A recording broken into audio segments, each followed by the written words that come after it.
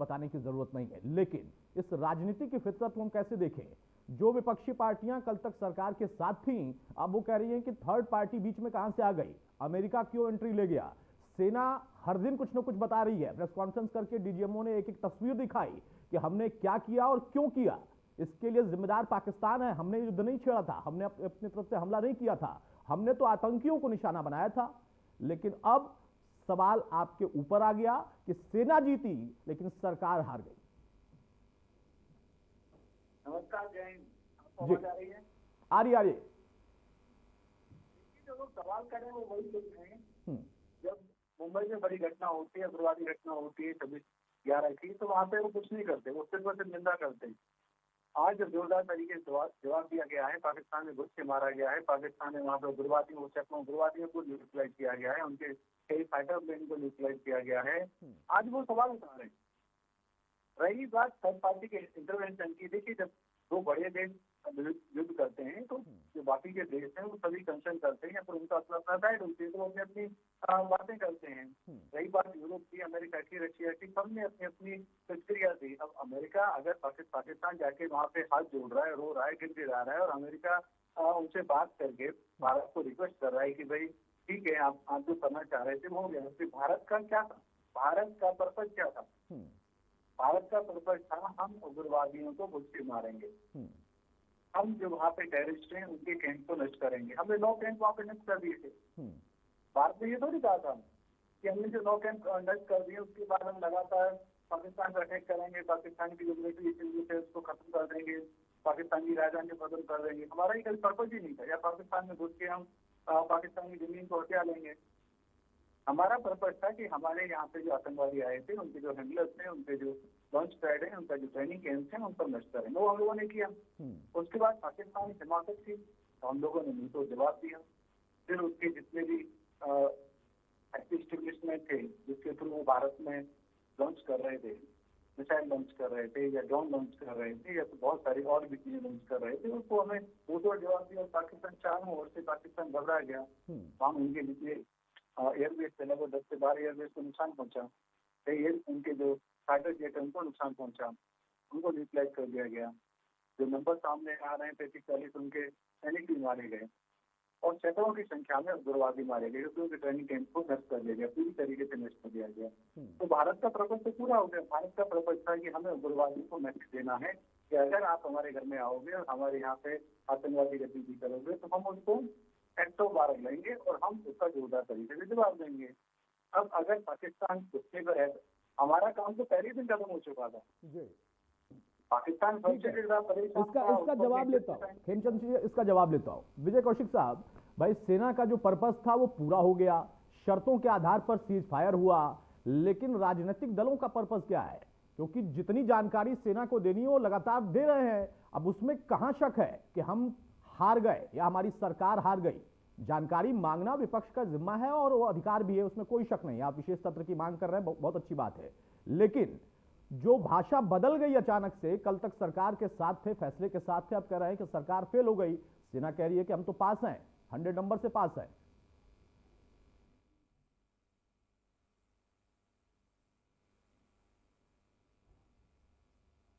कौशिक साहब अपनी आवाज अनम्यूट कर लीजिए। देखिए, सबसे पहली बात यह है कि ये तय करना पड़ेगा भाजपा को कि जो मोदी जी है वो देश के प्रधानमंत्री हैं या केवल भारतीय जनता पार्टी के प्रधानमंत्री हैं। तो अगर वो देश के प्रधानमंत्री हैं तो उन्हें पक्ष और विपक्ष और देश की जनता सभी के सवालों का जवाब देना होगा, पहली बात। दूसरी बात यह है कि पहलगांव हमले के बाद, हालांकि पहलगाम हमले को सरकार का फेलियर माना गया, कि सरकार की नाकामी रही, कि पहलगाम जहां से अमरनाथ यात्रा भी शुरू होती है वहां पर क्यों सैनिकों की कमी थी या सैनिक नहीं थे, जिसके कारण पाकिस्तानी आतंकी इस वारदात को करने में कामयाब रहे। लेकिन फिर भी हमारा मानना ये रहा कि ये जो घटना हुई है इसमें हमें सरकार के साथ हर तरह से खड़े होना चाहिए।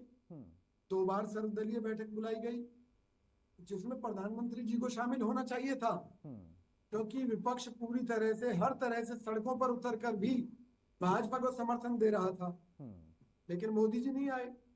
उसके बाद में मान लीजिए युद्ध शुरू हो गया, और युद्ध तो बाद की बात है। पहले सरकार की तरफ से घोषणा की गई कि भी हमने आतंकी जो ठिकाने हैं पाकिस्तान में, उनके ऊपर पाकिस्तान में घुसे बगैर हमले किए हैं। हमने सरकार का समर्थन किया। उसके बाद सरकार ने कहा कि पाकिस्तानी सेना ने जवाबी कार्रवाई की है, उसके चलते हमें भी जवाबी कार्रवाई करनी पड़ रही है। हम भाजपा की सरकार, केंद्र की भाजपा सरकार के साथ थे। लेकिन अचानक से पता चलता है कि एक ठेकेदार अमेरिका सोशल मीडिया पर जानकारी देता है कि भारत और पाकिस्तान के बीच में सीज फायर के लिए दोनों देश राजी हो गए हैं, और मैं बड़ी खुशी के साथ इसकी घोषणा करता हूं। भाई मोदी जी ने घोषणा क्यों नहीं की स्वयं आकर? अमेरिका कौन है?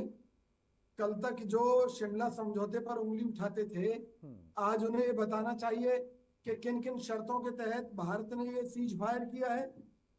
आप तो कथित रूप से लाहौर पहुंच गए थे, फिर पाकिस्तान को उसके रहमो करम पर छोड़ने की जरूरत क्या थी? जब इलाज करना था तो ढंग से करना था। ये बहुत सी बातें हैं अच्छा, जो मोदी जी के ऊपर सवालिया निशान। बाकी सारी बातों का जवाब तो खेमचंद भाई देंगे। मेरा एक सवाल आपसे है, इलाज करना था तो ढंग से करते, तो 71 में क्यों नहीं ढंग से कर दिया था? जब देश टुकड़ों में बांट दिया था, बांग्लादेश बन गया था, तो उसी वक्त पीओके भी वापस ले लेते, ढंग से इलाज हो गया होता, सालों पहले हो गया होता। बिल्कुल ठीक है, लेकिन मैं केवल यह कहना चाहूंगा कि अगर कांग्रेस ने कोई गलती की है तो मोदी जी जो कहें कि हाँ हम ऐसी गलतियां करते रहेंगे। चलिए, कम से कम विजय भाई आपने माना कि हाँ कांग्रेस ने वो गलती की थी। इस ईमानदारी पर मैं आपकी तारीफ करूंगा। अरे भाई भगवान है तो कुछ तो काम करके दिखाइए। क्यों देश को मझधार में छोड़ रखा है? क्यों महंगाई बेरोजगारी से देश को मार रखा है? क्यों जब आप युद्ध का ऐलान करते हैं और कहते हैं कि हम जीत रहे हैं, तो फिर एकाएक आप पीछे क्यों हट जाते हैं? अब यहाँ पर देखिए, यही भ्रम फैलाने वाली जो स्थिति है ना, भारत की सरकार ने कभी युद्ध का ऐलान नहीं किया, हमारी सेना ने कभी अपनी तरफ से युद्ध का ऐलान नहीं किया, हमने सिर्फ जवाबी कार्रवाई की है। पहली कार्रवाई हमने की थी आतंकियों पर, और उसके बाद जवाबी कार्रवाई की थी, हमने युद्ध नहीं छेड़ा था। नहीं, ये भ्रम फैलाने की जरूरत नहीं है। युद्ध तो तब छेड़ा गया था जब देश बटा था पाकिस्तान, और उस वक्त में पूरा मौका था, सारे सैनिक सरेंडर में थे। उस वक्त आपने पीओके का इलाज कर दिया होता तो पीओके भी हमारा होता, जो कश्मीर का हिस्सा उधर है वो भी हमारा होता, और सारा क्रेडिट भी आपके पास होता, और सालों पहले होता, देश न जाने कितना तरक्की कर गया होता। लेकिन खेमचंद शर्मा साहब, विजय कौशिक का ये कहना है कि भाई पहले सरदरी बैठक में आपने चर्चा की, हमने समर्थन दिया, अब आप कुछ बता नहीं रहे। वो अलग बात है कि देश को संबोधित करने वाले हैं प्रधानमंत्री, देश को बताएंगे, लेकिन विपक्ष कह रहा है हम क्या देश से बाहर हैं, हमें भी तो बता दीजिए।